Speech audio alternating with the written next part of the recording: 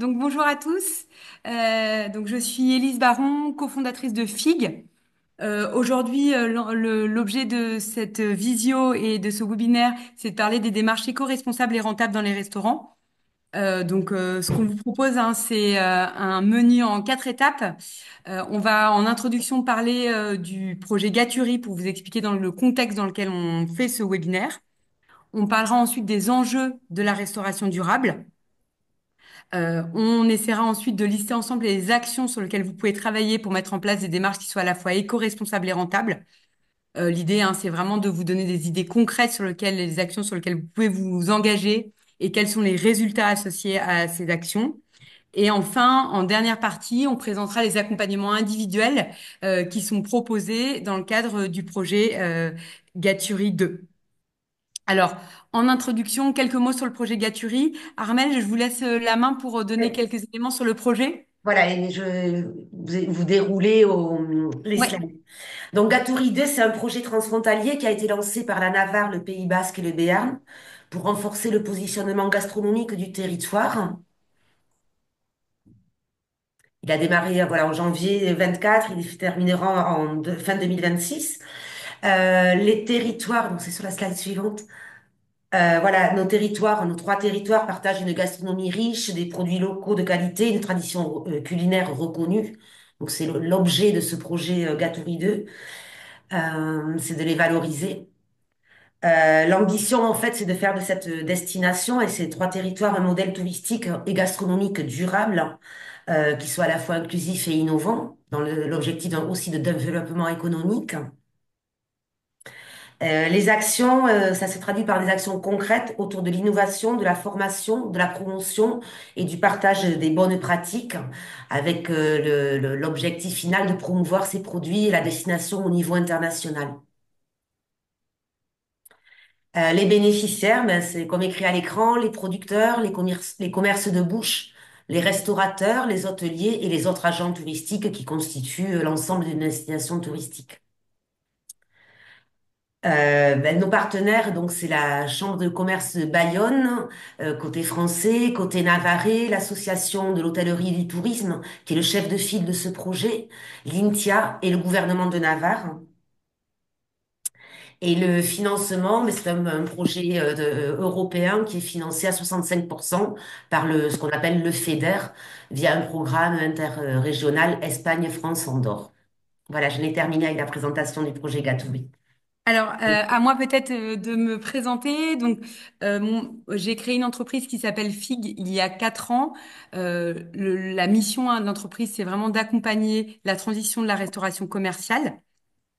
En termes d'approche, donc, on travaille avec tout type de restaurateurs, des restaurateurs qui sont engagés comme des restaurateurs qui sont en début de démarche, basés sur une approche scientifique qui est basée sur l'empreinte carbone. On essaie de toujours mesurer, hein, l'impact carbone dans le cadre de nos accompagnements. Ça permet de hiérarchiser les actions les unes par rapport aux autres et de mettre en place des démarches qui soient les plus efficaces possibles. Et toujours focaliser sur les économies euros que dégage une démarche environnementale. Vous allez le voir, hein, la démarche de éco-responsable est vraiment une démarche d'économie. En tout cas, c'est comme ça qu'on la travaille. Aujourd'hui, on a travaillé avec plus de 500 restaurateurs partout en France sur tout type de concept. Ce qui nous donne donc, au-delà de cette d'expertise scientifique, vraiment des retours terrain sur les actions qui sont faciles à mettre en place, les actions qui sont plus difficiles. Et c'est vraiment ce qu'on essaye à faire, ce qu'on essaye de faire dans le cadre de nos accompagnements, hein, de mettre à disposition des restaurateurs avec qui on travaille tous ces éléments pour vraiment leur faciliter la mise en œuvre de plans d'action éco-responsables. Alors, je laisse la main peut-être à Elodie pour présenter aussi la Maison La Villette. Ils ont gentiment accepté de participer pour un peu témoigner sur ce qu'eux font au quotidien dans le cadre de cette démarche. Bonjour à tous, moi c'est Elodie. Donc mon mari et moi, mon mari va nous rejoindre. On tient tous les deux une petite auberge à Biel, donc dans les Pyrénées, qui se compose donc d'un restaurant, de 3 chambres d'hôtes et puis de notre habitation principale. Et donc, au quotidien, on essaye de mettre en place toutes les bonnes pratiques qu'on avait déjà dans notre vie personnelle et qu'on essaye d'appliquer à notre entreprise depuis maintenant 5 ans d'activité. Voilà. Alors, merci beaucoup Elodie. Première partie, hein, sur les contextes et enjeux de la restauration durable. En repartant déjà de l'impact de l'alimentation. Il faut savoir que l'impact de l'alimentation, il est de plus en plus élevé, tant d'un point de vue environnemental que d'un point de vue santé. D'un point de vue environnemental, hein, c'est un quart des émissions de gaz à effet de serre qui sont dues à notre alimentation. Donc, l'alimentation pèse extrêmement lourd sur la planète. D'un point de vue santé, alors que l'alimentation devrait être une des raisons de notre bonne santé, c'est maintenant une raison des principales maladies de notre siècle, que ça soit l'obésité, le diabète de type 2, les cancers ou les maladies cardiovasculaires. Pour vous donner un chiffre, hein, en France, il y a 17% des adultes français qui souffrent d'obésité. Donc, ça devient, l'alimentation devient une des raisons, hein, de cette pathologie. Au-delà de ça, d'un point de vue social, l'alimentation pose également nombreux enjeux. Le paradoxe, hein, c'est que d'un côté, on a un tiers des aliments qui sont gaspillés à l'échelle mondiale, et de l'autre côté, on a 12% de la population humaine qui est confrontée à une insécurité alimentaire sévère. Donc on voit bien, hein, que l'alimentation est vraiment au croisement de nombreux enjeux et pose énormément de questions. Si on regarde les choses de façon positive, l'alimentation, c'est également un levier extrêmement puissant. Pour la raison simple, hein, qu'on peut globalement agir tous 3 fois par jour avec la façon dont on va construire nos assiettes. Tous les scientifiques, hein, s'accordent sur le fait que l'alimentation durable, c'est-à-dire une alimentation qui soit bonne pour la santé, bonne pour la planète et qui soit économiquement viable, un levier, est un levier puissant, tant d'un point de vue environnemental que d'un point de vue santé. Donc, ils estiment, hein, que d'un point de vue environnemental, avec l'alimentation durable, on peut réduire l'impact carbone de l'alimentation de l'ordre de 40%. D'un point de vue santé, éviter environ 11 millions de décès prématurés par an dans le monde. Donc on se rend compte à quel point l'alimentation, hein, c'est un enjeu extrêmement Mm. important. Euh, les scientifiques, hein, estiment que globalement, c'est un des enjeux les plus déterminants du 21e siècle et que libérer son potentiel permettrait à la fois la réalisation des objectifs de développement durable à l'échelle mondiale et la réalisation des accords de Paris. Alors, bien évidemment, cet enjeu, hein, les restaurateurs, ils sont au cœur de cette transition. Pourquoi? Bah, d'abord parce qu'il y a un repas sur 5 qui est pris hors domicile. Et donc, la restauration commerciale, c'est un maillon important de la chaîne alimentaire. En France, on parle de 2 milliards de repas qui sont pris annuellement au restaurant. C'est un chiffre qui est en constante augmentation. Par ailleurs, et peut-être surtout, les chefs, ils sont au contact, enfin, vous êtes au contact de clients toute la journée, et donc vous pouvez jouer vraiment le rôle d'ambassadeur et entraîner vos clients vers une alimentation plus durable, en leur prouvant au quotidien qu'on peut consommer à la fois gourmand et éco-responsable. Alors, au-delà de cette responsabilité des restaurateurs, la restauration durable, c'est également un enjeu stratégique et je dirais un enjeu business. D'abord parce que c'est une attente forte côté client. Côté client, hein, il y a 45% des consommateurs européens qui considèrent que l'éco-responsabilité est un critère lorsqu'ils choisissent un restaurant, et 56% des consommateurs européens qui souhaitent voir davantage d'aliments biologiques dans les menus. Donc on comprend, hein, que l'éco-responsabilité, c'est vraiment un levier d'attractivité pour à la fois recruter, mais ensuite fidéliser de nouveaux clients. D'un point de vue marge, c'est également un levier efficace. L'ADEME, hein, a fait des études et montre, hein, que avec les premiers éco-gestes, on peut faire environ 10% d'économie. Avec des démarches plus construites, on peut aller jusqu'à une baisse de 31%, hein, sur l'électricité, 47% sur le gaz et 82% sur la production de déchets. Donc, c'est des économies, hein, qui sont pas neutres dans le contexte actuel d'inflation, crise énergétique, etc. D'un point de vue attractivité, hein, c'est également un moyen à la fois de recruter et de fidéliser vos équipes. Toutes les études, hein, montrent que les salariés et notamment les jeunes générations sont extrêmement sensibles à ces enjeux-là et cherchent à mettre du sens au sein de leur commerce. Pour vous citer, hein, une étude sur le sujet qui a été menée en 2009 par la Cône Communication, cette étude montrait qu'il y avait 58% des salariés qui disaient que la RSE était un critère important dans leur choix de leur travail. Donc on comprend que, voilà, en mettant en place ces démarches, hein, on peut vraiment gagner en attractivité et faciliter les recrutements. Au-delà de ça, même d'un point de vue externe, c'est également un enjeu important pour vos parties prenantes. Pour preuve, par exemple, le côté banque, hein, maintenant, il y a la mise en place de banques, ce qu'on appelle des prêts verts, avec des taux bonifiés pour les restaurants qui vont mettre en place des stratégies de décarbonation. Donc, ça montre à quel point les enjeux externes, hein, enfin, c'est également un levier important pour convaincre notamment vos banquiers ou vos actionnaires dans le cadre de démarches d'investissement. De toute façon, le contexte réglementaire s'accélère et finalement mettre en place des démarches éco-responsables, c'est anticiper ce contexte réglementaire. Alors, c'est un contexte réglementaire hein, d'ailleurs qui s'accélère vraiment au niveau européen, que ça soit en France et en Espagne. Côté français, pour vous faire un petit panorama de la réglementation. Donc, depuis 2016, il y a l'obligation du tri 5 flux, c'est-à-dire que vous devez trier hein, tout ce qui est papier, carton, métal, plastique, verre. Et depuis 2024, il y a l'obligation de revaloriser ces biodéchets, c'est-à-dire tous ces déchets alimentaires. Côté plastique à usage unique, là encore, il y a une réglementation enfin, la cible hein, au niveau français, c'est d'éradiquer tout le plastique à usage unique d'ici 2040.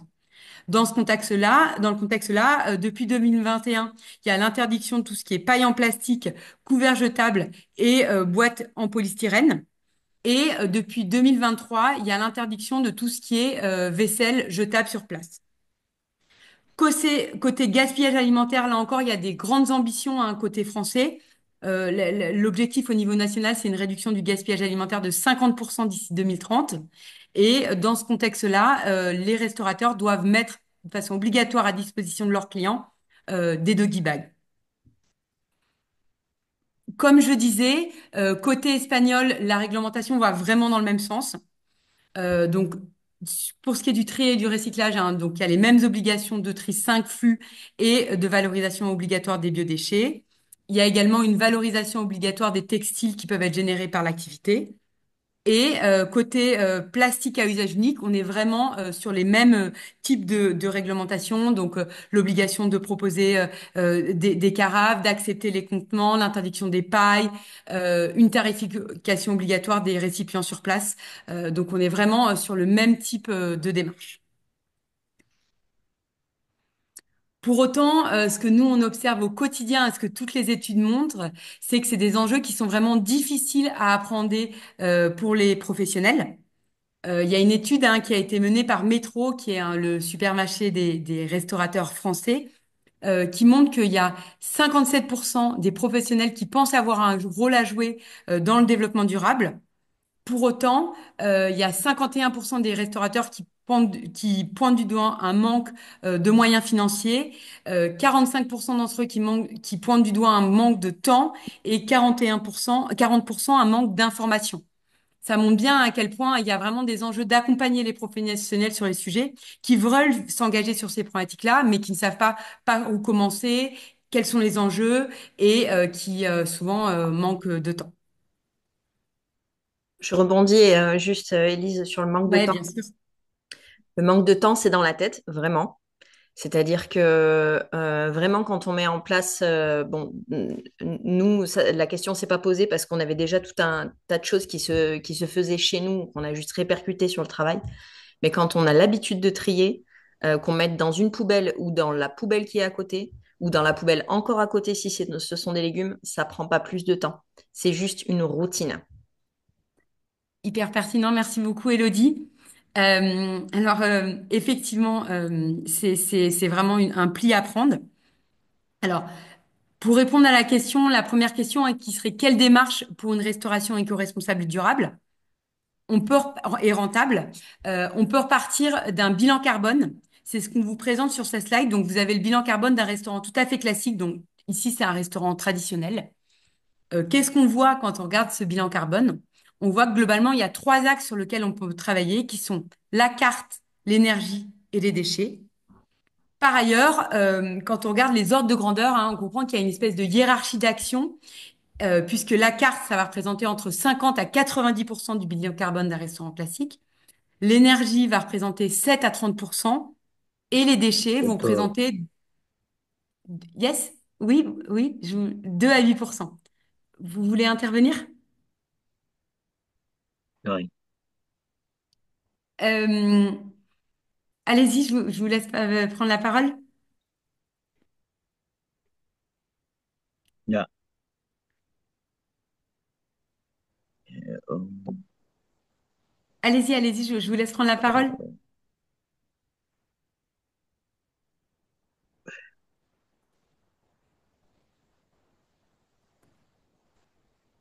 Je continue et si vous avez une question, peut-être vous pouvez la marquer dans le chat et on y répondra un petit peu plus tard. Euh, donc, juste pour revenir sur la démarche, hein, on comprend bien en regardant les chiffres que bah, si vous devez prioriser vos actions, il faut commencer par travailler la carte, puis l'énergie et les déchets, et c'est comme ça que vous pouvez avoir une action la plus efficace possible. Alors, je vois pas les questions, est-ce que jusque-là, quelqu'un a une question, voudrait intervenir? N'hésitez pas à intervenir le plus possible hein, pour que l'échange soit le plus interactif. Non, il n'y a pas de questions pour le moment. Il y D'accord, a des petits soucis ok, ok, sur la bande de la traduction, c'est tout. ok, très bien, parce que je vois pas les questions de mon côté. Alors, maintenant qu'on s'est dit ça, je vous propose qu'on redescende levier après levier, en commençant par la carte. Donc, quelles sont les actions les plus concrètes que l'on peut mettre en place pour réduire l'impact de la carte? Donc, on va parler végétal, on va parler approvisionnement et lutte contre le gaspillage alimentaire. Alors, effectivement, hein, le premier levier sur lequel on peut travailler, c'est toutes les actions en lien avec la végétalisation et la rééquilibrage des protéines animales. Alors, pourquoi est-ce que c'est un levier fondamental? Pour comprendre ça, sur cette slide, on vous a présenté l'empreinte carbone de nos différents aliments. Donc, c'est exprimé en kilos de CO2 par kilo de produit. Donc, un kilo de produit, combien il va générer de CO2? Qu'est-ce qu'on voit quand on regarde ces slides, hein? On comprend très rapidement que tout ce qui est végétal est globalement à la droite du schéma, donc a des empreintes carbone plutôt faibles, et tout ce qui est animal a des empreintes carbone beaucoup plus élevées. Par ailleurs, euh, et ça c'est probablement moins connu, on comprend qu'il y a quand même pas mal d'écart entre les différentes protéines animales, puisque vous avez tout ce qui est ruminant, c'est-à-dire bœuf, veau, agneau, qui sont pas mal utilisés hein, sur vos territoires, qui ont des empreintes carbone qui sont beaucoup plus importantes que par exemple le porc, la volaille et le poisson. Donc, quand on comprend ça, on comprend facilement que si on veut réduire l'empreinte carbone des assiettes, il faut d'abord travailler à essayer de végétaliser au maximum les assiettes, ce qui ne veut pas dire de faire des options végétariennes, des assiettes végétariennes, ce qui veut juste dire de mettre le végétal au cœur de l'assiette pour essayer de réduire l'impact des assiettes. Et puis, deuxième levier intéressant, c'est d'essayer de pousser au maximum tout ce qui est viande blanche et poisson qui vont avoir des empreintes carbone globalement plus faibles que la viande rouge. Alors, un petit point effectivement sur le poisson. Alors, certes, hein, le poisson a globalement une empreinte carbone qui est plus faible que la viande. Néanmoins, le poisson pose pas mal de problématiques, notamment en termes de biodiversité. En Europe, hein, il y a 34% des stocks de poissons qui sont surexploités et 70% des stocks de poissons qui sont exploités à leur capacité maximum. Ça veut dire hein, globalement que il y a 34% des stocks des poissons. On va pêcher plus de poissons que l'océan régénère de poissons. Par exemple, si on prend l'exemple de la Méditerranée, hein, c'est 80% des stocks des poissons qui sont surexploités. Donc on comprend bien que c'est un système qui est pas viable. Par ailleurs, la pêche pose de nombreuses problématiques sur la destruction des fonds marins, et notamment avec certaines techniques de pêche, comme le chalut, la drague ou la seine, qui sont des techniques de pêche où on va aller racler le fond de l'océan. Et donc, c'est des techniques de pêche qui sont à la fois très invasives et non sélectives. Par ailleurs, la pêche pose beaucoup de problématiques en termes de pollution. Il y a 10% de la pollution plastique dans les océans qui est liée au matériel de pêche. Donc, j'espère vous avoir convaincu hein, que les protéines animales restent quand même la bonne solution pour réduire l'impact dans une assiette. Vous voyez, hein, sur cette slide, vous avez l'empreinte carbone pour 100 grammes de protéines des différentes protéines. Et on voit bien que c'est sans appel. Hein, tout ce qui est protéines végétales ont des empreintes carbone qui sont bien plus faibles que les protéines animales. Par ailleurs, hein, sur ce qui est apport nutritionnel, certes, hein, sur les protéines végétales, si vous utilisez qu'une protéine végétale, vous n'allez pas forcément arriver au bon niveau d'apport journalier. Mais si vous associez les différentes protéines, vous pouvez arriver au même apport que ce que vous pouvez avoir sur une protéine animale. Alors, quelques exemples de leviers concrets sur lesquels vous pouvez travailler. Puis après, je laisserai la place à Élodie pour vous donner des actions concrètes chez elle. ce qu'elle a mis en place dans son restaurant. La première idée, hein, c'est bien sûr de retravailler les assiettes pour essayer de rééquilibrer les assiettes animales végétales. Donc l'idée, hein, c'est d'inverser les proportions pour arriver sur 2 tiers de végétal dans l'assiette et 1 tiers d'animal. Donc concrètement, qu'est-ce que ça veut dire? Ça veut dire essayer de réduire légèrement les grammages de viande et poisson. L'idéal, hein, c'est d'arriver à une cible de 100-120 grammes de viande et poisson au maximum dans les assiettes. Et ensuite, travailler le végétal sous toutes ses formes pour arriver à une vraie satiété. Donc ça veut dire travailler le végétal en travaillant à la fois les légumes, les céréales, les légumineuses et les grains complets. Alors, bien sûr, hein, c'est une démarche qu'il faut mettre en place progressivement. Si vous réduisez vos grammages de viande, vous pouvez commencer par réduire de 10 grammes et augmenter un petit peu la garniture et puis progressivement voir comment vos clients réagissent. Peut-être augmenter encore 10 à 20 grammes supplémentaires pour arriver autour de cette cible. Parallèlement à ça, au niveau du menu, l'enjeu, c'est d'essayer de proposer des vraies options végétariennes. Alors, si vous n'avez pas d'options végétariennes, commencez par proposer un plat végétarien et puis progressivement augmenter cette offre végétarienne. L'idéal étant d'avoir à peu près 1 tiers de la carte qui est végétarienne. Et ensuite, bien promouvoir son offre végétarienne. Ce que nous remontent les restaurateurs, hein, c'est que très souvent, il y a, en fait, il peut y avoir une certaine réticence des clients autour de plats végétariens. Et pour autant, vous avez pas mal de leviers à disposition que vous pouvez utiliser pour justement lever cette réticence. Alors, quelques idées, hein.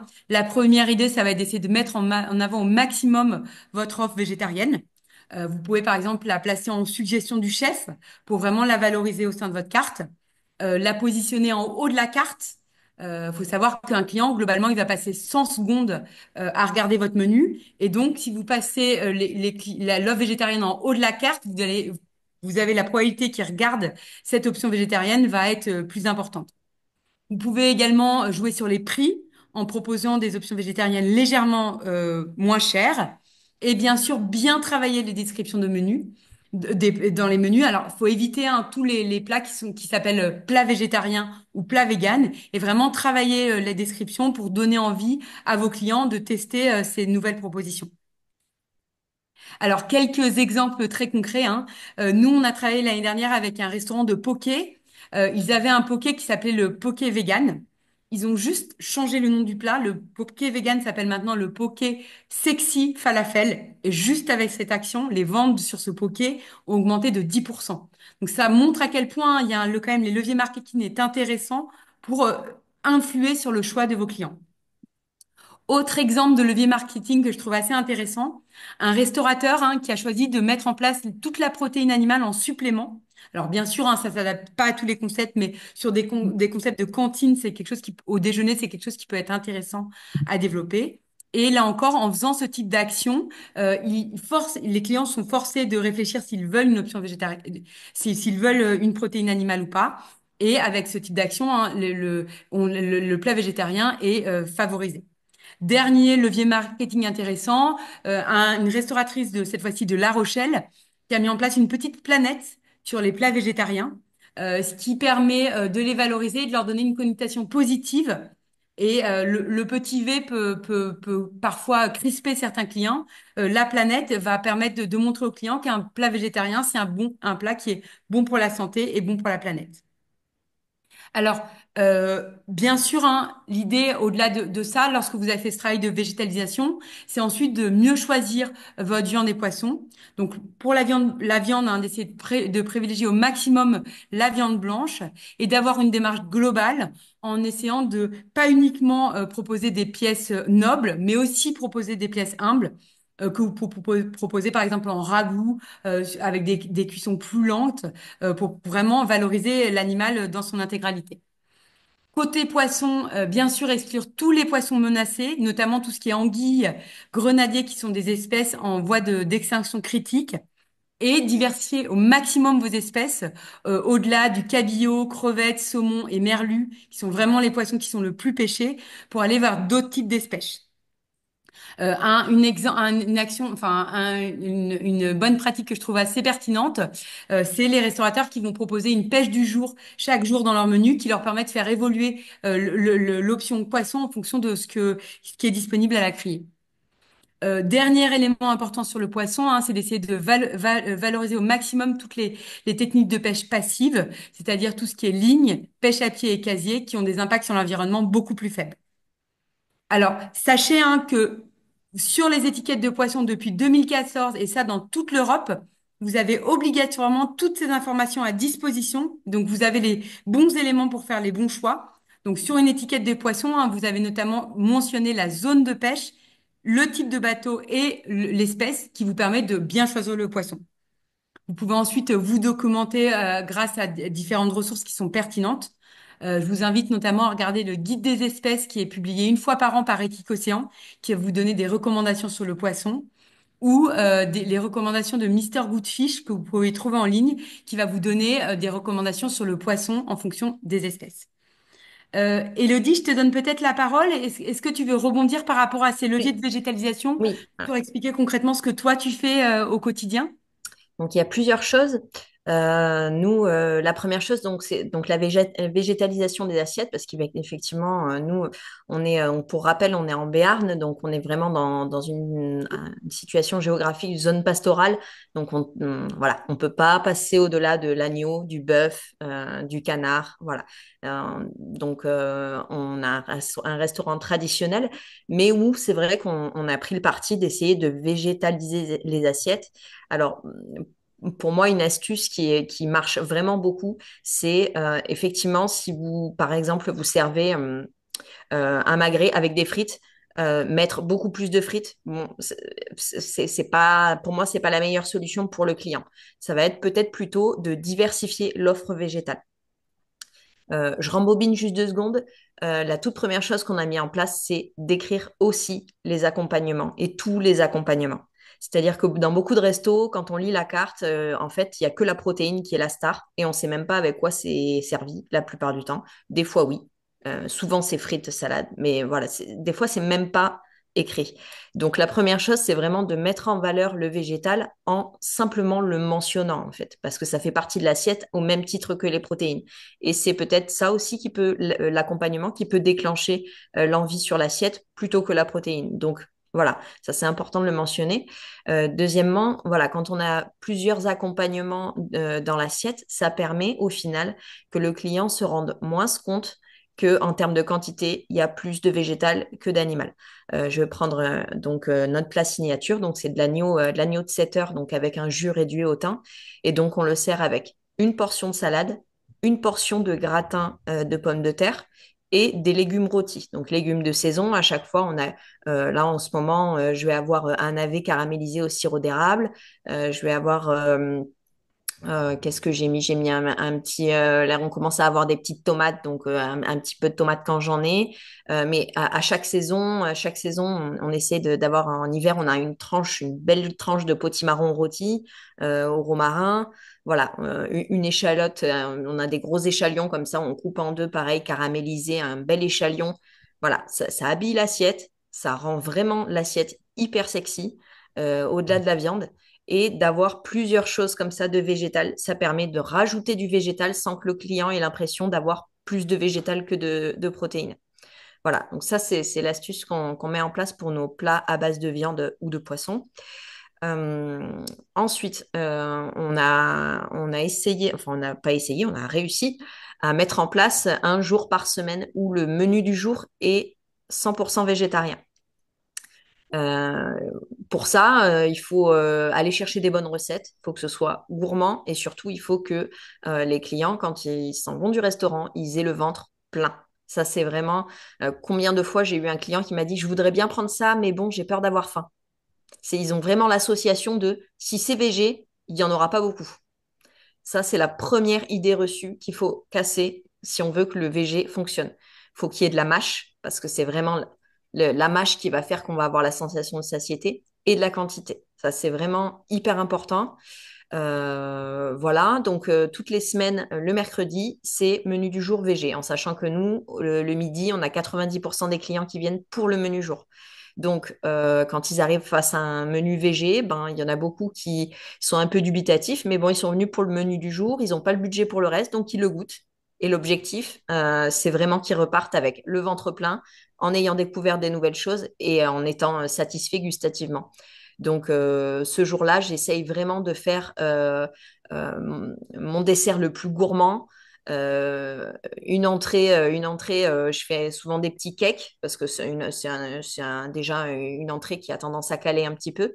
Et puis après, il y a plein de recettes. Ça peut être un curry de chou-fleur aux noix de cajou. Ça peut être un chili sin carne avec des piments de padron dessus. Ça peut être un burger végé avec du Saint-Nectaire qui dégouline partout. C'est méga gourmand, confit d'oignon. Enfin voilà. Et puis toujours un dessert super cool quand on fait burger, c'est Verrin Snickers à fond. Voilà, faut pas hésiter à y aller à fond sur la gourmandise et la quantité pour que ce jour-là, vraiment les gens soient rassasiés à fond. Voilà pour les plats végés. On en a aussi à la carte. Donc, à la carte, on a 4 plats. Et sur les 4 plats, il y en a un qui est végé. Et voilà. Surtout, on l'appelle jamais le plat végé. C'est toujours chili sin carne, si c'est un chili sin carne. C'est toujours risotto, truffe, copeaux de parmesan. Enfin, voilà, on essaie toujours de faire des trucs qui donnent envie, qui collent à la saison. Voilà. Et en ce qui concerne les appros, donc c'est aussi un immense levier pour réduire l'empreinte carbone de notre activité et de nos assiettes.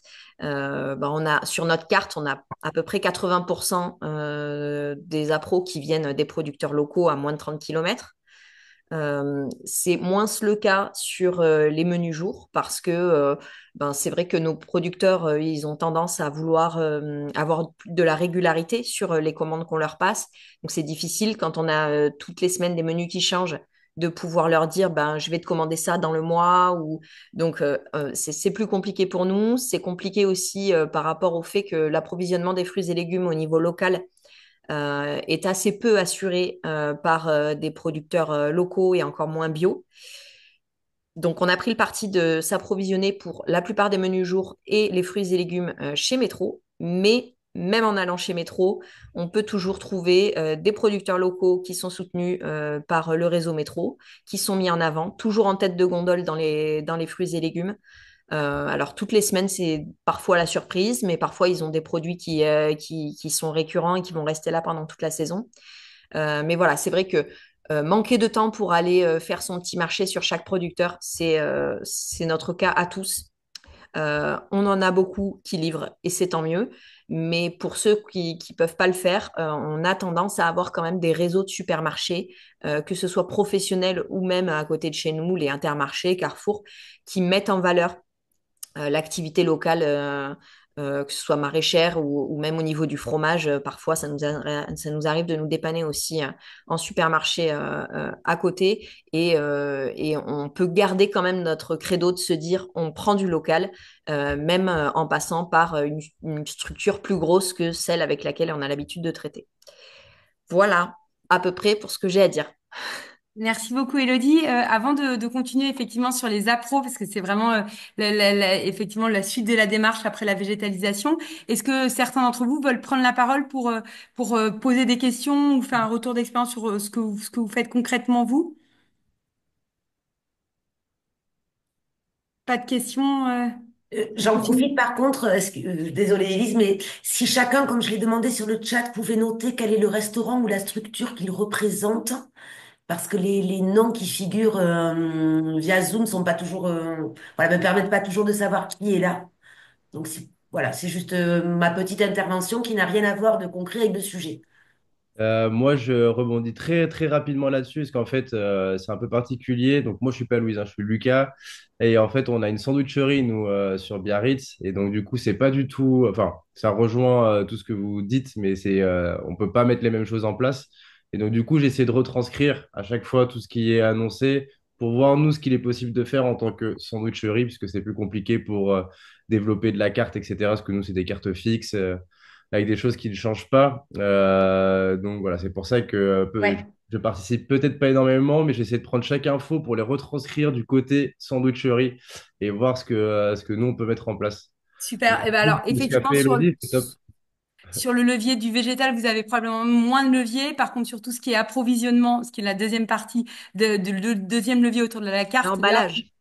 il y a beaucoup de choses. Et c'est ce que Non, j'allais dire, alors effectivement, l'emballage, Elodie. c'est le gros point. On est en train d'y réfléchir parce que je regardais encore des reportages il n'y a pas longtemps sur l'emballage, comment il a été fabriqué, où est-ce qu'il va partir derrière, est-ce qu'au final on en fait quelque chose et c'est toujours très compliqué. Rien que les cafés à emporter, ces petites cups de café, ça a été le problème au Parlement, on en a entendu parler. Comment il est fabriqué, est-ce qu'il y a du plastique dedans ou non? On fait de la bière à emporter, alors est-ce qu'on voudrait mettre de l'éco-cup et qu'on nous ramène? Il y a plein de choses comme ça qu'on essaie de travailler. Et par contre, on a une carte VG aussi et qu'on n'a pas mis en VG, mais avec des petites feuilles à côté pour qu'on ne mette pas le gros V, mais qu'on casse un peu. Ouais, c'est super ça. Très bonne idée. Donc voilà, on essaye de retranscrire un peu tout ça aussi. Ouais. Super. Bah enfin, je pense que vous êtes vraiment dans les bons leviers d'action. Effectivement, donc au-delà du VG, il y a tout ce qui est les approvisionnements, Mm. qui est probablement le deuxième levier sur lequel il faut travailler sur la carte. Et alors, on en a déjà parlé, hein, mais c'est sous-jacent finalement de tout ce qu'on dit. Mais sur les appros, la première chose et le premier critère d'abord, c'est d'abord de respecter les saisons. Ça peut paraître la base, hein, mais en réalité, je travaille avec pas mal de restaurants et j'observe quand même qu'au quotidien, c'est pas il y a encore des actions à mener autour de ça. Alors, pourquoi est-ce que c'est important de consommer de saison? Parce qu'un légume hors saison, il y a deux solutions. Soit il vient de très loin et il aura été rapporté jusqu'à chez vous en camion, ou soit il est cultivé en France et dans ce cas-là, il va être cultivé en serre chauffée et en serre chauffée. Donc, dans les deux cas, ça va demander plus d'énergie pour produire ce légume. Si on prend l'exemple de la tomate, par exemple, c'est ce qui vous est présenté sur cette slide. Une tomate hors saison, c'est 3 fois plus d'impact carbone qu'une tomate de saison. Et par ailleurs, d'un point de vue énergie, on dit que c'est jusqu'à 10 fois plus d'énergie si elle est chauffée sous serre chauffée et jusqu'à 4 fois plus d'eau si elle vient d'un pays sec. Parce que très souvent, en fait, si la tomate, elle est pas cultivée en France, elle vient du sud de l'Espagne ou du Maroc et c'est des zones où on est déjà en stress hydrique et pour autant, on va aller mettre beaucoup d'eau pour cultiver ces types de légumes qui demandent énormément d'eau pour grandir. Donc, la saison, critère numéro un. Deuxième critère, c'est d'essayer de réduire au maximum tous les produits qui viennent de très loin et notamment tous les produits qui viennent en avion. Alors, si on prend l'exemple d'une mangue, hein, une mangue bateau, c'est 0,7 kg de CO2 par kilo. Une mangue avion, c'est 10,6.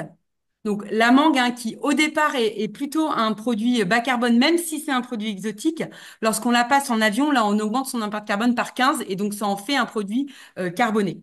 Donc, sur vos produits exotiques, l'enjeu, c'est pas d'éliminer complètement les produits exotiques, mais c'est surtout d'éradiquer tout ce qui vient en avion ou en tout cas de garder l'avion pour vraiment des recettes très particulières où vous allez faire des carpaccio où vraiment vous avez besoin du goût avion. Mais sinon, pour par exemple des salades de fruits, etc., avoir une vraie vigilance pour ne prendre que du bateau. Bien sûr, au-delà de ça, et Elodie en a déjà parlé, hein, lorsque vous pouvez, l'idée c'est d'essayer de monter en gamme avec des produits labellisés, donc bio ou autres, et des produits locaux et en circuit court. Alors, ces produits vont présenter d'autres bénéfices.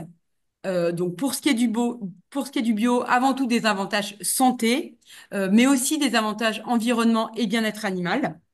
Et pour ce qui est des produits locaux et en circuit court, ils vont présenter une vraie opportunité pour limiter certaines pertes et gaspillages alimentaires. Ils vont permettre de réduire le volume de déchets et surtout, d'un point de vue sociétal et social, ça va vraiment favoriser une évolution du système puisqu'il y aura plus de liens entre le producteur et le mangeur et donc ça va permettre vraiment un dynamisme au niveau local. Alors, très concrètement, comment vous pouvez faire pour travailler sur ces enjeux-là? Donc, l'idée, hein, ça doit être la nature et les produits qui guident vos menus et non l'inverse. Ça paraît la base, mais c'est quand même important de se le dire. Donc, ça veut dire hein, d'essayer de revisiter vos recettes avec les produits qui sont disponibles et qui sont de saison. Donc, par exemple, si vous faites un risotto, hein, le risotto peut être là toute l'année, mais vous le faites évoluer en fonction des saisons. Je reprends ce que vous disiez sur les sandwichs, hein, sur les sandwichs Lucas, je crois. si j'ai bien retenu votre prénom, Lucas, l'idée c'est sur vos sandwichs et bah, d'aller proposer le même sandwich mais avec le légume qui va changer en fonction des périodes de l'année. Donc l'hiver ça peut être plutôt du champignon et des carottes râpées, l'été ça va être plutôt des tomates pour faire vraiment évoluer en fonction des saisons.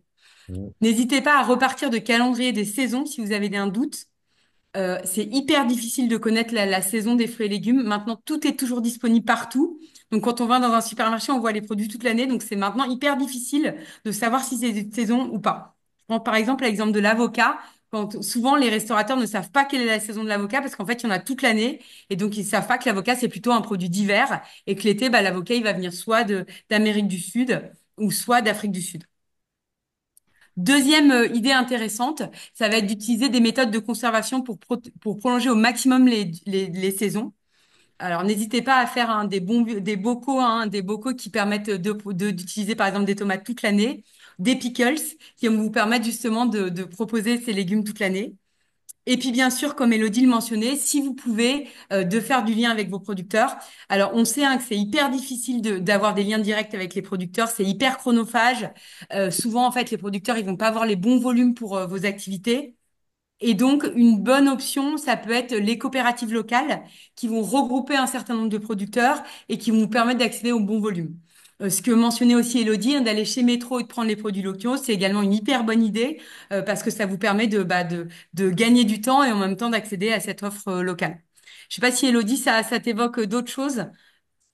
Euh, euh, oui, après, bon, ça, c'est vraiment des choses dont j'ai déjà parlé. Ouais, en plus de tout ça, c'est vrai que le client est vraiment friand de ça, de voir le menu évoluer en fonction des saisons. Enfin, nous, on en est à un stade où les clients savent tellement que ça change en fonction des saisons que à la fin de l'hiver, ils sont tout comme ça à nous demander alors qu'est-ce qu'il va y avoir au printemps comme l'épisode prochain d'une série. C'est vraiment hyper attendu. Donc voilà, ça crée de la diversité. Le client, s'il a la même carte toute l'année, bah, il s'ennuie, clairement, il n'a pas envie de revenir.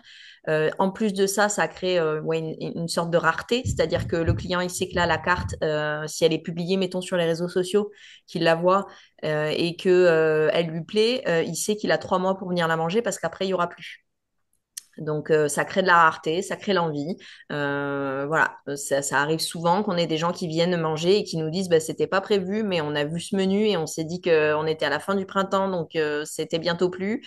Donc, on est venu la goûter parce qu'on a ça qui nous a tapé dans l'œil et que voilà. Donc ça a vraiment cet effet-là de créer chez le client l'envie de revenir chez vous à ce moment-là, alors que c'était pas forcément dans les plans, mais voilà de savoir qu'il y a une carte qui a une durée de vie assez courte. C'est assez important. Voilà. Ouais, hyper intéressant. Est-ce que l'un d'entre vous veut partager également sur ce que lui fait concrètement ou a des questions? Sinon, on avance sur le troisième levier autour de la carte. Pas de questions? Donc, troisième levier, effectivement, ce qui est les pertes alimentaires et le gaspillage alimentaire. Faut savoir que le gaspillage alimentaire, c'est une problématique qui touche tous les restaurants. On parle de 140 à 275 grammes de gaspillage alimentaire par couvert. C'est un sujet qui est assez pernicieux, puisqu'il va se loger à toutes les étapes dans votre démarche. Donc, lors du stockage, lors de la conception des menus, en salle, après le service. Et donc, parfois, quand on pose la question à un restaurateur, est-ce que vous avez du gaspillage alimentaire? La majorité des restaurateurs vous répondent non. Et pour autant, quand on fait des vrais travails de pesée, on se rend compte que c'est vraiment un sujet qui touche tout le monde. Au-delà de ça, c'est également un levier économique important. On parle de 10% du coût d'achat des matières premières qui partent à la poubelle. Alors, ce que nous, on vous conseille là-dessus, c'est vraiment de faire un travail pour inspecter vos poubelles, pour mieux comprendre vos gisements de gaspillage alimentaire. N'hésitez pas concrètement à vraiment mettre le nez dans vos poubelles, si je peux parler comme ça, pour vous comprendre ce qui vous reste en gisement et en fonction de ça, de mettre en place des actions ciblées. Certains des restaurateurs avec qui on travaille ont mis en place des travails de peser des déchets alimentaires qui vont leur permettre de quantifier leur gaspillage alimentaire et ensuite de mettre en place une démarche ciblée en fonction des résultats de ces pesées. Alors, quelques idées et pistes concrètes que vous pouvez travailler. Donc, en amont, l'idée, c'est vraiment de travailler au maximum sur l'évaluation des besoins pour être sur une bonne évaluation des besoins. Donc, n'hésitez pas à favoriser la réservation au maximum pour avoir une très, très bonne vision sur le nombre de clients que vous allez servir. Et également de travailler au maximum en flux tendu avec vos fournisseurs pour essayer de réduire au minimum vos volumes de stock. Et bien sûr, travailler tout ce qui est stockage pour avoir un stockage rigoureux. Une bonne technique un peu alors ça prend un petit peu de temps, mais de réaliser un inventaire toutes les semaines des stocks pour vraiment savoir ce qui vous reste. Et par exemple, d'avoir un cahier de pertes où vous allez noter à chaque fois que vous mettez un produit brut à la poubelle pour suivre et vraiment être hyper vigilant autour de tout ça. En cuisine, bien sûr, la cible, c'est d'avoir la carte la plus courte possible, trois quatre plats, hein, enfin trois quatre entrées, trois quatre plats si c'est possible pour vous, avec une vraie complémentarité entre les plats pour essayer d'utiliser les mêmes ingrédients entre les différentes recettes et d'utiliser au maximum les produits dans leur intégralité. Donc, on parle de légumes utilisés de la fan à la racine hein, pour essayer de maximiser l'utilisation d'un produit. Et bien sûr, Elodie en parlait, de parler du juste grammage. C'est hyper important de travailler sur le juste grammage. Beaucoup de restaurateurs veulent donner ce sentiment de gourmandise et ont tendance à mettre trop dans les assiettes. Et c'est assez contre-productif hein, parce que du coup, les clients vont pas prendre de dessert. Et au-delà de ça, ça génère beaucoup de gaspillage alimentaire. En salle, l'idée ensuite, c'est d'essayer de communiquer au maximum avec les clients pour expliquer la démarche, expliquer que, par exemple, quand il n'y a plus un plat, bah, c'est parce que justement, il y a cette démarche anti-gaspillage. Former vos équipes en salle pour pousser au maximum les plats qui ont les DLC les plus courtes et essayer de valoriser ensuite vos invendus avec des partenariats. Il y a les applications hein, comme Too Good To Go ou Phoenix qui existent. Vous pouvez enfin mettre en place des dons avec des associations pour valoriser au maximum vos produits. Je rebondis là-dessus, Élise. Ouais. Sur la première partie, donc qui est de la gestion des stocks. Alors c'est pas toujours évident, surtout dans les périodes très très chargées. Mais j'ai envie de dire que c'est pas là qu'il y a le plus de gaspillage, puisque quand on a énormément de débit, généralement, si on, on se tient à faire une bonne rotation, on jette pas trop. Ça va être plutôt sur les moments un peu plus creux qu'il va falloir être un peu plus rigoureux. Et ça, c'est vrai que c'est important si vous avez la capacité d'avoir un approvisionnement facile, à proximité, d'essayer d'avoir vraiment des stocks minimaux, mais vraiment ras des pâquerettes pour essayer vraiment d'avoir une rotation au maximum et de ne pas avoir de pertes. Euh, nous, pour le stockage des légumes, on a mis en place en bas, on a une cave, donc parce que en été, par exemple, quand il fait très chaud, je pense qu'il y a beaucoup de pertes de légumes sur le fait qu'on n'a pas tous la place de les stocker dans des réfrigérateurs. Les réfrigérateurs, ça coûte cher, ça prend de la place. Or, les légumes en été, si c'est à la chaleur, ben, ça pourrit très vite. Donc, là aussi, il y a des astuces. Mettre en place des systèmes d'humidificateurs, mettre en place des systèmes de ventilation qui vont permettre voilà, de garder des légumes frais plus longtemps, même s'ils ne sont pas forcément stockés au réfrigérateur. Un système de rotation aussi pour ne pas, pour passer au réfrigérateur ceux qui ont attendu voilà, et mettre les nouveaux dans les salles de stockage. Donc, vraiment essayer d'être rigoureux là-dessus. Sur la carte, on parlait de la complémentarité des plats. Ça, c'est vrai que c'est hyper important. Typiquement, moi, j'ai une crème de truffe en ce moment qui me sert autant pour mon œuf cocotte à base de crème de truffe que pour mon croque-monsieur que je fais à la truffe aussi. J'ai un velouté de petits pois en entrée et une purée de petits pois sur un plat. La purée, quand je ne l'ai pas utilisée à la fin de mon service, et ben, le service d'après, elle peut remonter sur le velouté. Voilà, c'est des choses comme ça qu'il faut essayer de penser quand on met en place sa carte pour pouvoir réutiliser des choses. En été, je disais à Élise, j'utilise voilà, beaucoup de tomates dans les salades. Si je fais une préparation à base de tomates et que le service même ou au bout de deux services, je les ai pas vendues et que mes tomates, elles sont moins sexy, et ben, je les passe dans mon gazpacho qui est une autre entrée que je propose également. Donc vraiment essayer de penser à réutiliser les aliments, toujours aller au bout du produit. Voilà. Euh, et en Ouais. salle, qu'est-ce qu'on disait? Oui, pousser les DLC courtes. Alors ça, c'est pareil. Nous, on a souvent, donc on a la carte et on a souvent une ou deux suggestions en plus le week-end.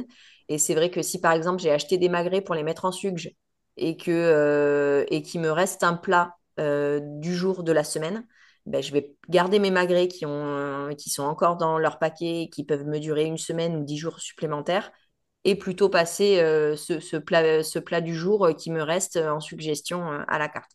Voilà, ça c'est hyper important de se dire que c'est pas parce que c'est un menu jour et qu'il reste sur les bras qu'il peut pas passer en suggestion le week-end. Si on peut soit le pimper un peu parce qu'on estime qu'il n'est pas assez bien pour la carte, mais voilà, il y a toujours des solutions pour faire en sorte de passer ces invendus-là.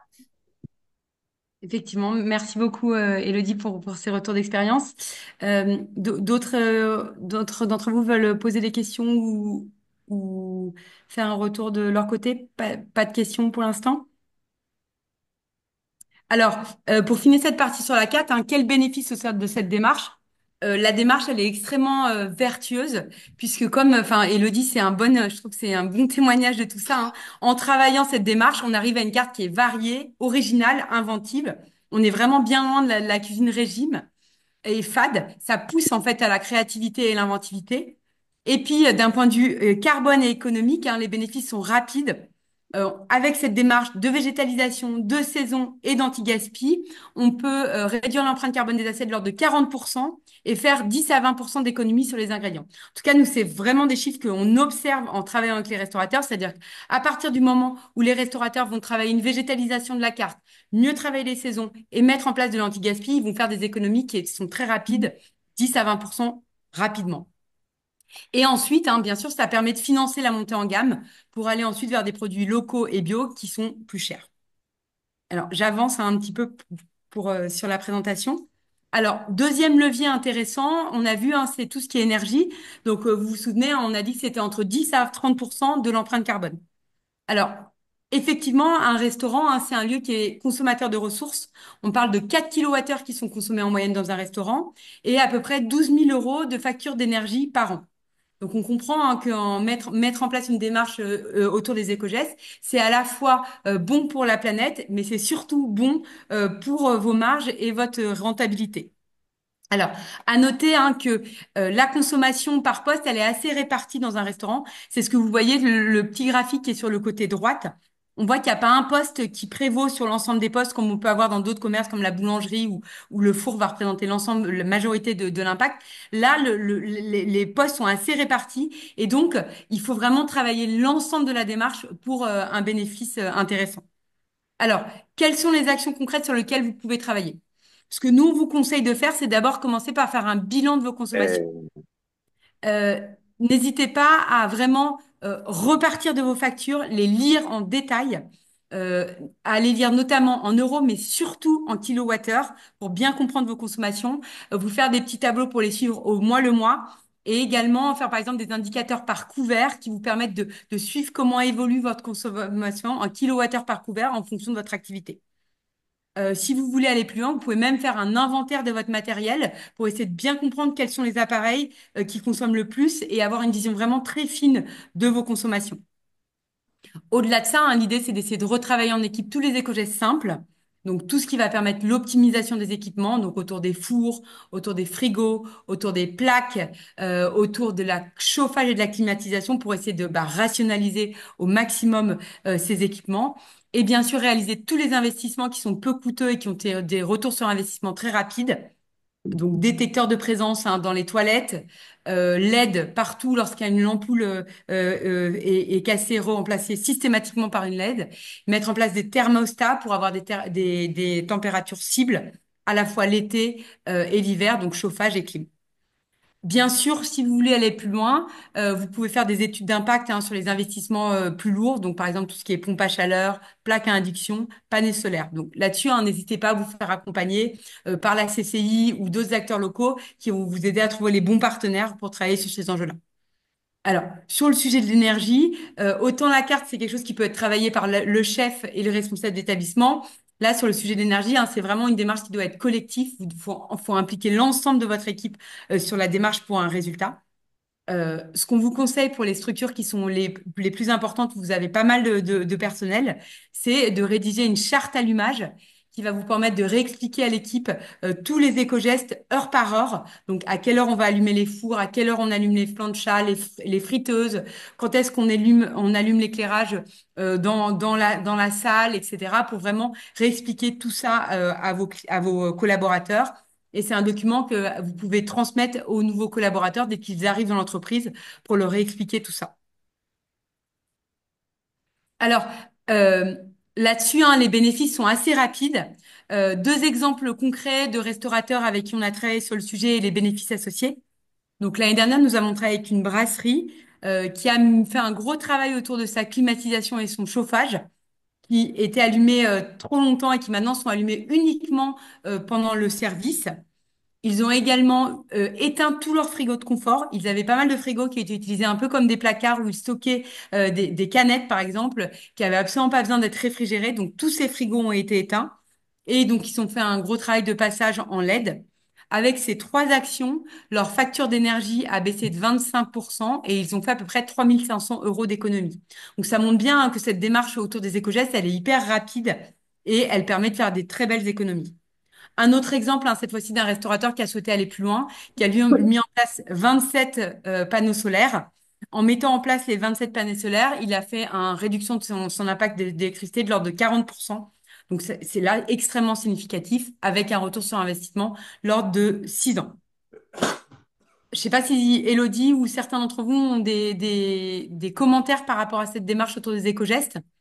Alors, nous, c'est quelque chose auquel on fait attention évidemment au quotidien. Après, on n'est que deux, donc c'est beaucoup plus facilement gérable. Mais effectivement, les gros pics de consommation, ça va être sur l'été, notamment parce que effectivement, on a des clims et parce que on a trois chambres d'hôtes également.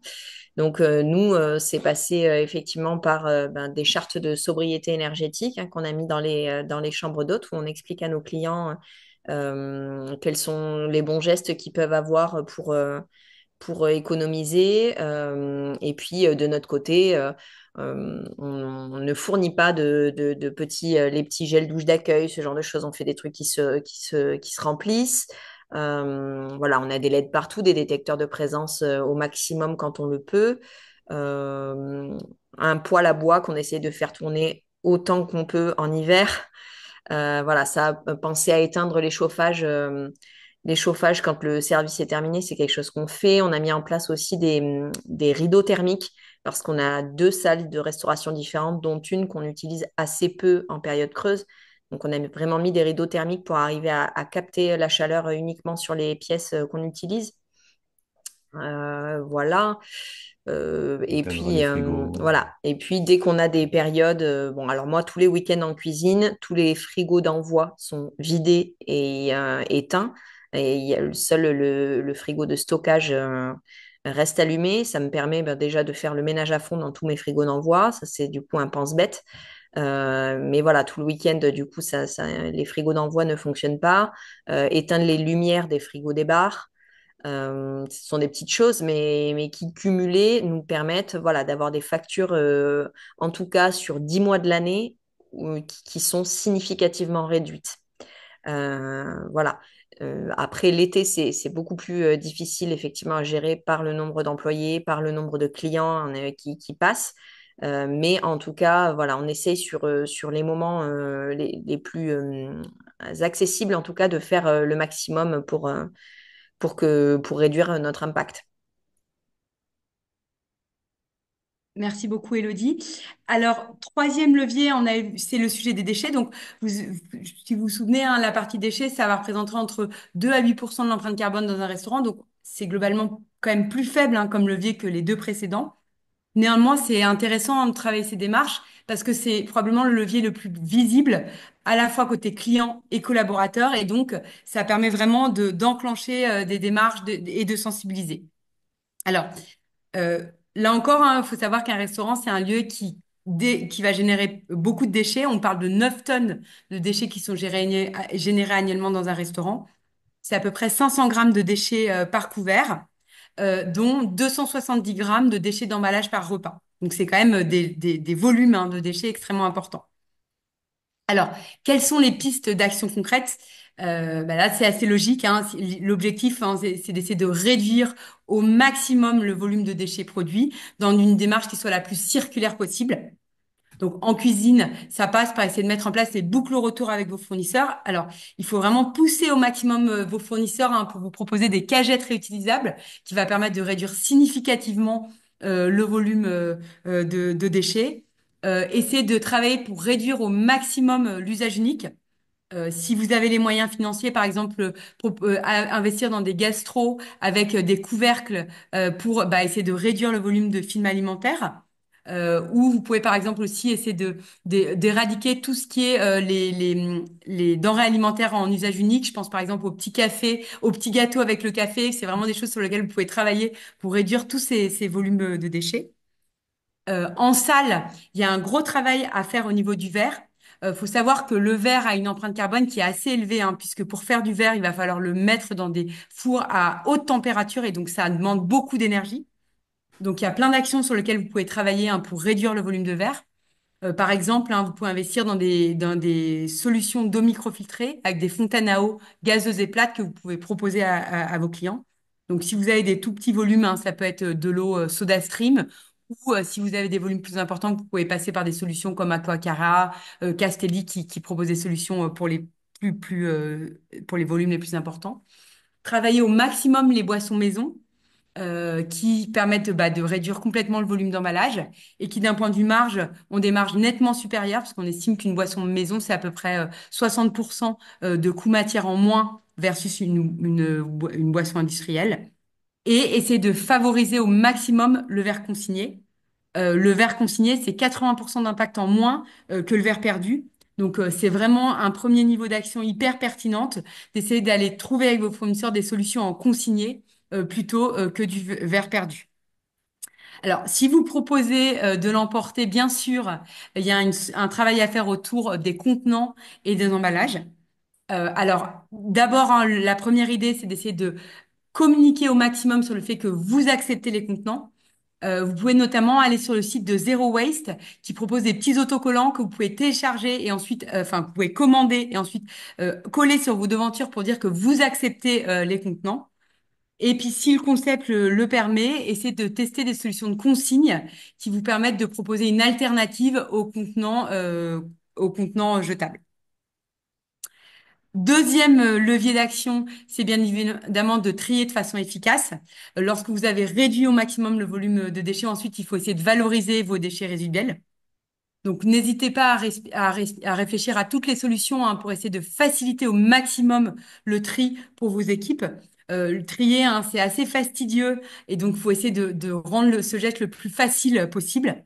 Donc, avec des tables de tri, par exemple, si c'est pertinent, pour que le tri soit le plus facile possible. Mettre en place des espaces dédiés pour les poubelles en cuisine et en salle pour essayer de réduire le trajet jusqu'à la poubelle. Avoir une vraie vigilance sur le poids des sacs pour que vos collaborateurs, hein, n'aient pas de problématique de mal de dos. Enfin, voilà, c'est toutes ces petites actions pour essayer de faciliter la vie de vos collaborateurs. Et bien sûr, en parallèle de ça, travailler sur toutes les actions de sensibilisation.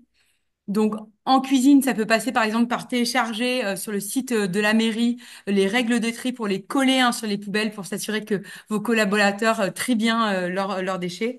Je pense par exemple notamment au polystyrène. Il y a toujours des questions qui se posent sur dans quelle poubelle on met le polystyrène. Donc, n'hésitez pas à rappeler toutes ces règles pour qu'il y ait zéro question et que les anges savent exactement dans quelle poubelle il faut mettre quel déchet. Et puis, si vous avez un concept avec de la vente, hein, des déchets sur place, de la même façon travailler un affichage sur place pour aider vos clients à trier le mieux possible les déchets. Ces actions autour des déchets, hein, elles ont des bénéfices rapides, hein. D'abord, une conformité réglementaire. Je rappelle, hein, que le restaurateur, il est responsable des déchets qu'il produit jusqu'à son élimination. Donc, c'est avant tout un enjeu réglementaire que de travailler sur ce levier-là.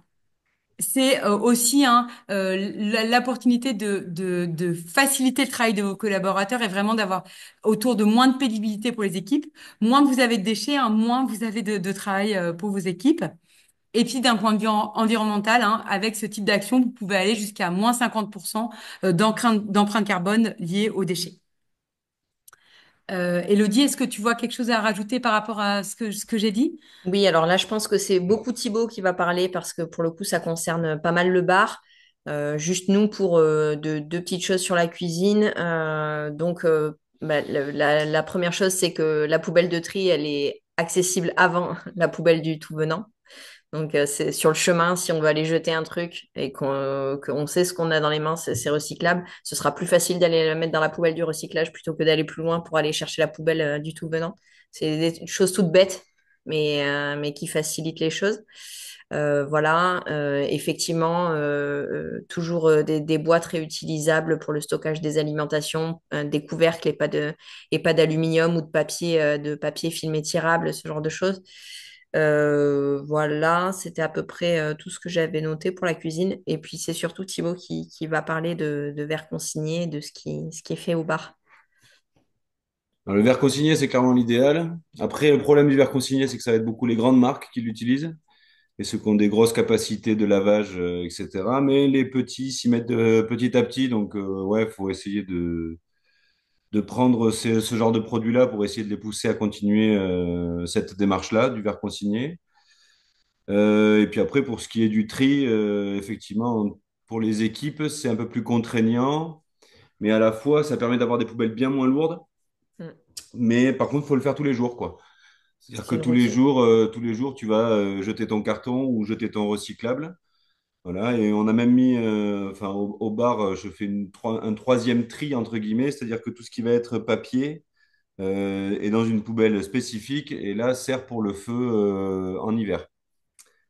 Voilà, donc papier pour le feu, tout ce qui va être le recyclable, les bouchons, les Capsule. cartons, les capsules de bière en aluminium, tout ça. Et puis après, le dernier tri, c'est le tout venant, quoi. Merci Thibaut. Alors, pour finir hein, cette partie, en synthèse, hein, comment donner vie à toute cette démarche? Vous l'aurez compris, un carte énergie déchets, c'est vraiment des leviers intéressants pour à la fois vous engager d'un point de vue environnemental et faire des économies. Hein. Je rappelle que nous, vraiment, ce qu'on voit au quotidien, c'est avec ce type de démarche, on peut faire 10 à 20% d'économies. À la fois sur la partie alimentaire et sur la partie déchets et énergie. Pour autant, vous ne pouvez pas tout faire. Vous avez de nombreux enjeux opérationnels. Élodie en parlait, mais c'est vraiment, enfin vraiment, voilà, il va falloir prioriser vos combats. Donc, ce que nous on vous conseille, c'est vraiment de vous mettre dans une approche plan d'action et vraiment de vous focaliser sur les actions qui vont maximiser l'impact et les économies. Donc, travailler d'abord sur la carte pour végétaliser, respecter les saisons, essayer d'éradiquer tous les produits avions. Puis ensuite, essayer de travailler sur l'énergie et les déchets, vraiment dans ce sens-là pour vraiment maximiser votre impact. Les clés du succès, c'est bien sûr de vous former si c'est nécessaire. Je pense notamment à la cuisine végétale, hein, c'est des enjeux que malheureusement qui sont pas encore bien enseignés dans les écoles de cuisine. Donc parfois, il peut être intéressant de faire une formation pour mieux maîtriser ces techniques autour d'une cuisine plus enfin, alternative, d'essayer d'impliquer vos équipes au maximum dans la démarche. La démarche ne marche que si elle est collective, donc il faut vraiment impliquer vos équipes. Et puis, parallèlement à ça, hein, travailler toutes les procédures que vous pouvez mettre en place pour faciliter la vie des équipes et puis rappeler les gestes de base. Ça peut être, on en a parlé, des chartes allumages, des affichages, des inventaires pour vraiment mettre en place toutes les procédures pour que ça rentre vraiment dans l'ADN de la structure. Et puis, bien sûr, en bout de démarche, ne pas oublier de communiquer. Communiquer à la fois pour faire savoir le travail que vous avez mis en place et puis sensibiliser vos clients et leur donner envie de s'engager eux-mêmes à la maison. Voilà sur cette partie-là. Avant de passer sur le projet un petit peu plus précisément sur les accompagnements gâterie, est-ce que certains d'entre vous ont des questions sur cette démarche ou veulent partager des éléments particuliers? Pas de questions? Il y a un chat qui est lié. On peut le voir en direct. Lucas, est-ce que ça vous aide à trouver des nouvelles pistes d'action? Vous avez eu quelques idées? Ouais, bah, moi, ce sera surtout sur Alors, nous, en termes de recyclage, c'est un petit peu compliqué parce que, en fait, dans la sandwicherie qu'on tient, c'est énormément d'envois, ça va très, très vite. Et en fait, c'est un pli à prendre dès le départ parce que si c'est quelque chose qui est qui est logique et qui est fait au quotidien. Après, ça va rentrer dans notre plan d'action pendant le service. Mais c'est vrai que sur les 3 heures de service, des fois, ça va tellement vite qu'on n'a pas, entre guillemets, je dirais qu'on n'a pas le temps de réfléchir où est-ce qu'on va jeter telle ou telle chose. Mais il faut que ça se mette en place. Et pour ça, effectivement, ça va être de mettre des poubelles à portée de main qui seront beaucoup plus visibles et où j'aurai juste à tendre le bras pour aller déposer mon papier ou autre. On fait déjà tout ce qui est tri de carton. Et après, alors nous, ce qui est compliqué aussi, c'est que on veut mettre des choses en place, mais c'est une petite structure avec peu de place. Et par exemple, on veut mettre en place, nous, de la consigne pour tout ce qui est bière et potentiellement le café. Mais pour ça, ça veut dire aussi pouvoir nettoyer tout ça. Et donc, avoir une machine pour pouvoir le nettoyer, parce qu'à la main, c'est trop compliqué. On n'a pas le temps, puisque bah, en restauration, le temps, il est pas extensible. Mais en tout cas, ouais, voilà, il y a pas mal de choses sur lesquelles je voudrais travailler. Je fais de la salade, donc sur les salades, pour potentiellement travailler des produits de saison, beaucoup plus que je le fais aujourd'hui. Et puis voilà, mettre en avant nos producteurs locaux aussi. Je rebondis Super, 2 minutes merci. sur Lucas. T'as dit une phrase importante, tu as dit en service, on n'a pas le temps de réfléchir. C'est tout à fait vrai, on n'a pas le temps de réfléchir. Ce qui montre bien que c'est nécessaire que ce soit réfléchi avant, en fait. En amont, ouais, exactement. Vraiment très très important que ce soit réfléchi avant, que pendant le service, tu saches déjà ce que tu as à faire. Ouais, Sinon, l'astuce, c'est d'avoir des grandes poches. ouais. Tout Moi, j'ai mettre. des pantalons avec plein de poches. Donc, je mets tout dans les poches et je vide tout à la fin du service. Ouais, ça peut jouer comme ça. Mais alors, nous, on est en cuisine ouverte. Donc, si mes clients me voient me mettre des trucs dans les poches, ils vont pas comprendre. Non, par contre, pareil, sur tout ce qui est,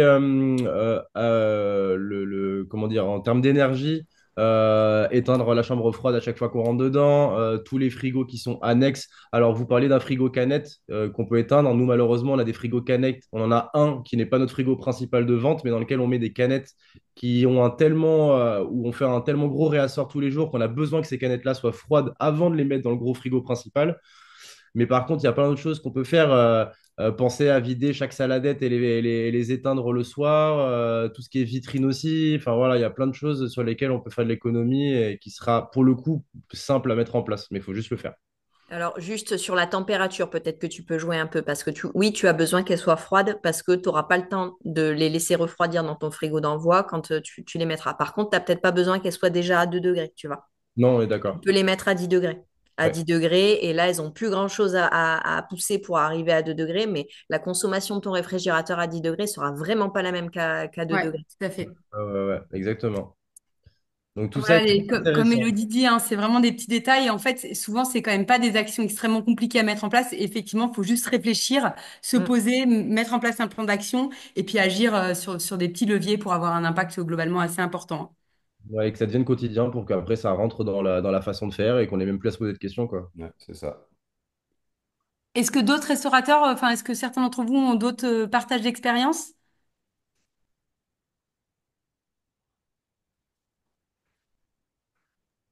Oui, bonjour. Bonjour. Donc moi je fais partie du groupe Talazur. Je suis à Saint-Jean-de-Luz, à Eliental. Et voilà, donc j'ai pu le marquer par message. Donc je m'occupe des petits déjeuners.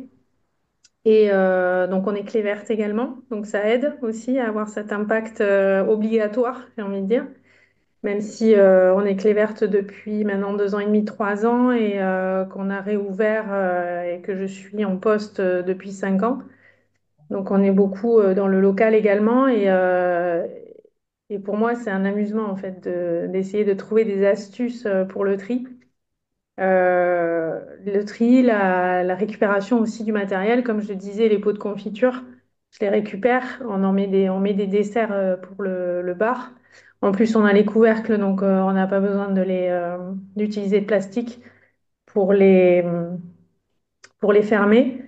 Euh, il y a juste, moi j'ai une petite demande, je cherche à recycler le marc de café, je cherche à recycler les coquilles d'huîtres. Voilà, si quelqu'un est intéressé. Coquilles d'huîtres, il y a tout ce qui va être les producteurs de poules. Les œufs, ouais. Ah ouais, Ils s'en servent pour solidifier, enfin les poules mangent ça pour solidifier les coquilles d'œufs.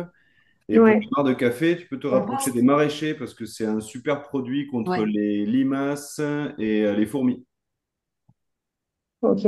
Alors j'avais essayé les mairies, j'avais essayé notre jardinier, mais c'était un échec parce que ça acidifie, je sais pas si on dit ça Ouais, comme alors ça, par contre, il mais n'en faut pas Voilà. trop. Voilà.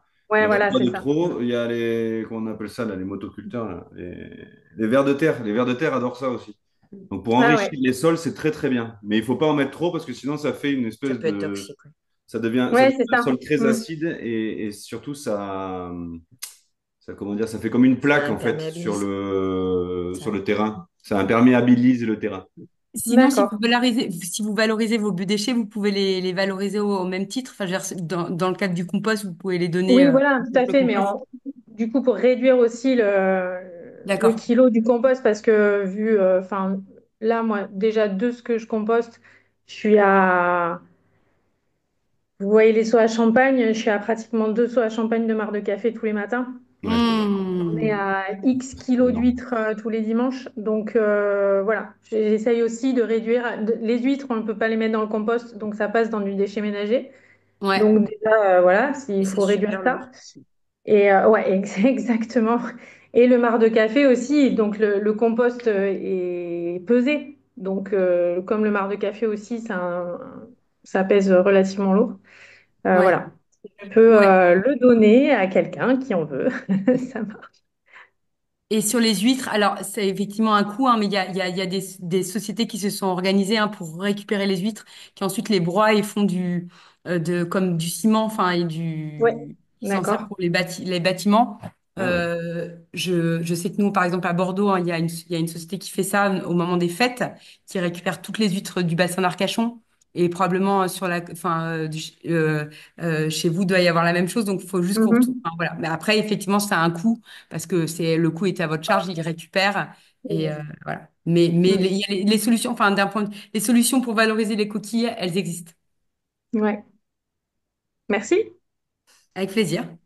Alors, pour finir ce webinaire, juste un petit point sur le projet Gaturie 2 pour vous présenter la suite des réjouissances. Donc, le projet Gaturie 2 pour les restaurateurs, c'est une action sur 24 mois, donc aux côtés des restaurateurs de Pyrénées-Atlantiques et de Navarre. Donc, il y a deux types d'actions qui sont proposées, donc des temps en collectif. Donc, on a eu un premier webinaire qui a eu lieu en novembre 2024 et puis le webinaire de ce jour. Et on complète ça par des accompagnements individuels pour engager ou accélérer la démarche environnementale. Donc, on a eu une première vague d'accompagnement qui a commencé en décembre 2004 et qui va se terminer à la rentrée. Et une deuxième vague d'accompagnement qui va commencer en septembre et qui se terminera début 2026. Donc, à travers ces deux vagues d'accompagnement, l'objectif, c'est d'accompagner 20 restaurateurs. Alors, il n'y a pas du tout besoin d'avoir mis en place des quelconques démarches environnementales pour s'engager. Tout restaurateur qui a juste la motivation et l'envie peut se faire accompagner. L'idée, c'est de vous accompagner pas à pas sur toutes les actions en essayant de hiérarchiser les actions pour essayer de travailler sur les leviers d'impact et vous faire des économies. Alors, juste un petit focus sur ces accompagnements individuels. C'est un accompagnement en 4 étapes. Il y a d'abord un diagnostic initial. Donc, on prend rendez-vous pour un premier temps d'échange qui dure 1 heure pour vous écouter sur votre démarche, comprendre quelles sont vos problématiques, etc. Suite à ça, on vous propose de collecter des données, enfin, on vous propose de nous envoyer des données. Alors, c'est complètement facultatif, mais plus on a de données, plus nous, on est pertinent. Donc, on vous demande notamment de nous envoyer tout ce qui est facture d'énergie, d'eau, quantité d'achat, alimentaire et boissons et données sur les quantités de déchets. Sachant que si vous nous envoyez toutes ces données sur 1 an, on est capable même de vous faire le bilan carbone de la structure. Suite à ça, on prévoit un deuxième échange. L'objectif du deuxième échange, c'est là de vous faire une présentation du bilan initial et de définir avec vous une feuille de route. Donc l'idée, hein, c'est de construire ensemble un plan d'action sur les prochains mois autour de cette démarche.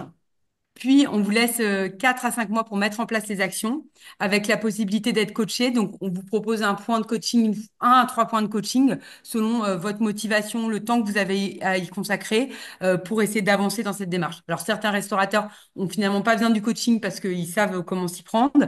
D'autres ont plus besoin d'être accompagnés. Voilà, on est là en support. On a également pas mal de ressources qu'on peut vous mettre à disposition en fonction de vos besoins et de ce qu'on aura identifié comme problématique ensemble. Et en bout de démarche, on fait un bilan final de l'action et on essaie de vous aider sur l'aspect communication. On peut vous donner des supports de communication pour essayer enfin, des benchmarks sur la communication pour essayer de vous aider à mieux communiquer sur la démarche, sensibiliser vos clients autour de la démarche environnementale que vous aurez menée. Voilà sur le programme. Donc, il va y avoir une nouvelle vague d'accompagnement qui va commencer en septembre 2025. Et on va donc chercher 10 restaurateurs français et espagnols pour se lancer dans cette démarche à nos côtés. Élodie et Thibaut, je peux peut-être juste vous laisser faire un petit retour d'expérience Oui, sur le travail qu'on a réalisé ensemble. je vais un peu laisser la parole à Thibaut parce que j'avoue que c'est un peu grâce à lui, je disais à Elise tout à l'heure, c'est un peu grâce à lui qu'on est là pour témoigner aujourd'hui. Euh, En fait, sur la répartition des tâches, moi je suis en cuisine et lui est en salle. On gère tous les deux après nos chambres d'hôtes et nos deux enfants en bas âge. Donc parfois difficile de se dire qu'on va se dégager du temps pour un projet comme celui-ci. Même si l'écologie, comme on dit, est au cœur de nos problématiques de travail au quotidien. C'est vrai que moi, dans un premier temps, pensant faire de mon mieux vraiment, j'ai été un peu réticente. Thibaut a tenu bon.